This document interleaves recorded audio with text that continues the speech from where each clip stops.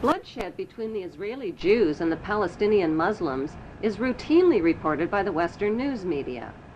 But how much does the general public really know about what's going on in Israel? And why should they even care? Why? Because Israel has written human history, and it is also writing the future of humanity. It is important to know that the land now called Israel was originally called Canaan in ancient times. Canaan was populated by the Canaanite people, who were the ancestors of today's Palestinians imprisoned in refugee camps in Israel. About 3,500 years ago, the Semitic Hyksos kings ruled Egypt for 100 years, but were expelled from Egypt into Canaan. The Egyptians called these Hyksos people the Habarus, which means Hebrews. These expelled Hebrews invaded and conquered the land of Canaan and changed the name of the land from Canaan to Israel.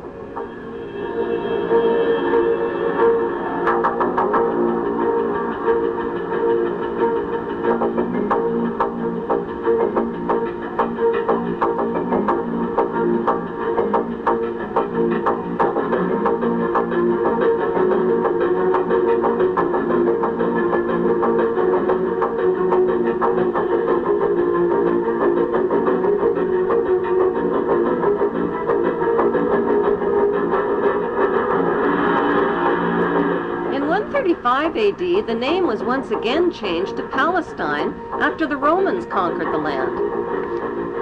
As recently as 1948, the name was officially changed back to Israel again by the Hebrew Zionists, who slaughtered and drove the Palestinian people from their homes, land, and villages after World War II.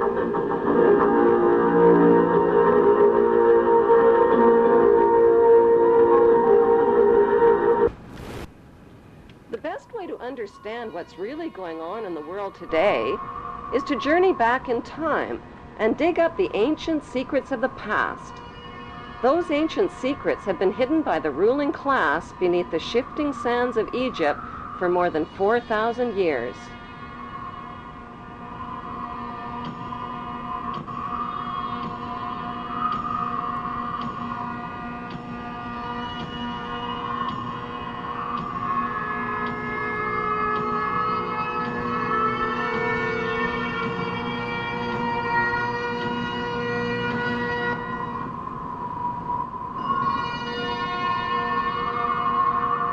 Historian travel guides like Josephus, Herodotus, and Manetho, as well as writers like David Rohl, Ralph Ellis, and Niels Peter Lemke, provide flashlights into the past.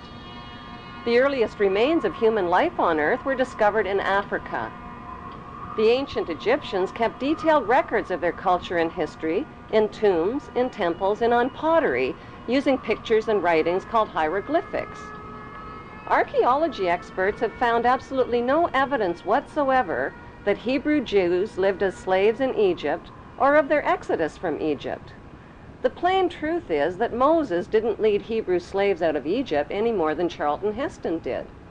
So who was that bearded man with a magical staff named Moses?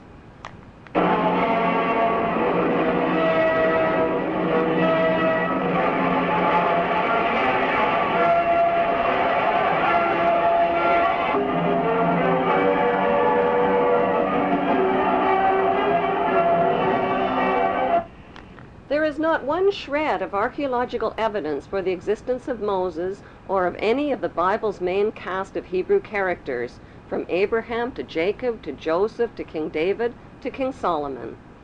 There is, however, plenty of evidence for the existence of Egyptian pharaohs who these biblical characters are based on.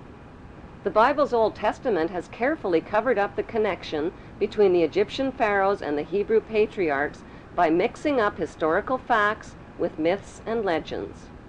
The job of archaeology experts and historians is to separate fact from fiction. Modern archaeologists have confirmed that the Hebrews were not a race of people as once thought. They were a Semitic and Asiatic class of foreign workers who migrated into Egypt from neighboring lands in search of work as craftsmen and builders. As their population multiplied over hundreds of years, they contributed to Egyptian technology, worshipped Egyptian gods, intermarried with Egyptian nobility, and gradually rose to positions of power and wealth in Egypt.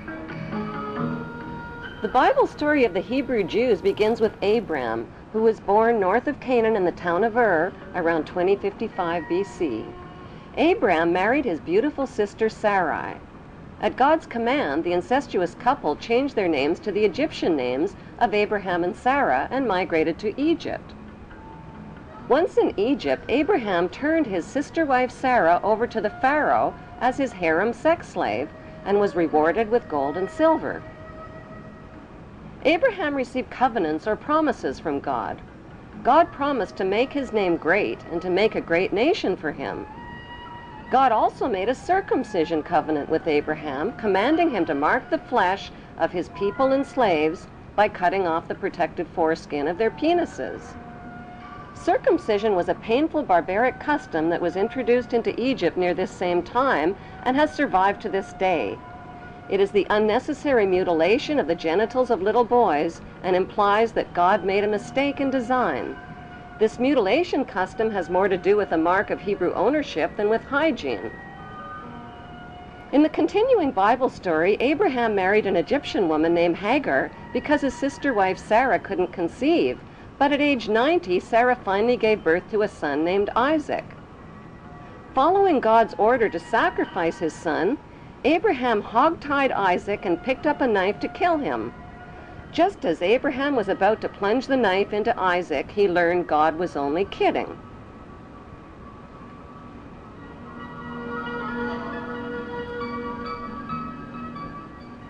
Who was the ruling pharaoh that the Bible neglects to identify when Abraham and Sarah reached Egypt? His name was Amenemhet I, and he ruled Egypt from 1991 BC to 1962 BC. The name Amenemhet means Amen is the head. Besides Pharaoh Amenemhet and biblical Abraham living in the same place at the same time, is there any other evidence connecting biblical Abraham to Pharaoh Amenemhet I? According to Egyptian history, Pharaoh Amenemhet I was not of royal blood, and his family origin is unknown. Egyptology experts believe he seized the throne of Egypt after murdering Pharaoh Mentuhotep. In 1818, Antonio Lobolo made a revolutionary discovery that identified the biblical Abraham as an Egyptian pharaoh. During Lobolo's excavations in the Egyptian Valley of the Kings, he exhumed 11 Egyptian mummies along with rolls of papyri inscribed with hieroglyphic writings and drawings. One of those drawings was interpreted by Mormon Joseph Smith and his Egyptologists as Abraham sitting on the pharaoh's throne. Abraham's name was also deciphered on a roll of papyrus.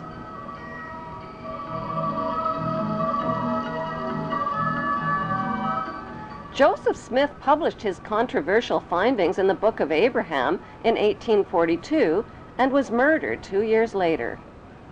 Today, the only Egyptian pyramid tomb forbidden to the public is the tomb of Pharaoh Amenemhet I, who many researchers now believe is the biblical Abraham.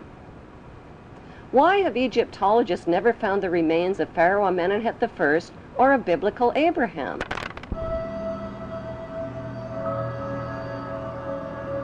The best explanation is that their common remains are concealed inside the famous Ark of the Covenant.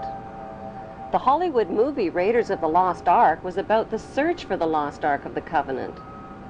According to the Bible story, the tablets of the 10 Commandments given to Moses by God were stored inside the Ark.